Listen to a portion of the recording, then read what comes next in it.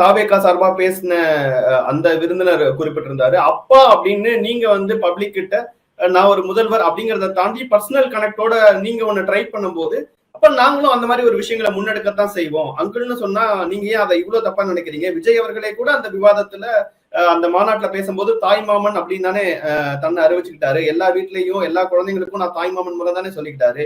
ஸ்டாலின் அவர்கள் அப்பான்னு சொல்றாரு. அப்ப நாங்க ஏன் அவர் அங்கிள்னு சொன்னதுல ஏன் இவ்வளவு நீங்க குறைகளை கண்டுபிடிக்கிறீங்கன்னு கேட்கிறாரு. இல்ல, வாயில கெட்ட கெட்ட வார்த்தையே வருதுங்க. பாருங்க, நான் வேணா நினைக்கலாம், நான் வந்து எப்பா மக்கள் எல்லாமே என்னை வந்து அங்கில் கூடுப்பா, ஒன்றும் தவறு இல்லைன்ட்டு. முக ஸ்டாலின் அதை சொல்லலாம், அது ஒரு அணுகுமுறை தான், அது தவறு இல்லை. என்னை அப்பா என்று நீங்கள் சொல்லலாம், என்னை பொறுத்தளவு அது தவறு தான், பட் அது தவறு இல்லை என்று எடுத்துக்கொள்ளலாம். அவர் சொல்லலாம், விஜய் சொல்லலாம், என்னை வந்து தாய்மாமன் என்று பாருங்கள் என்று அவர் சொல்லலாம். ஆனா இன்னொருத்தரை பார்த்து, அதுவும் இந்த நாட்டினுடைய முதல்வரை பார்த்து அங்கிள் என்று கூப்பிடுதல், ஏன் மோடியை பார்த்து எங்க சொல்ல மாட்டேங்கிறீங்க?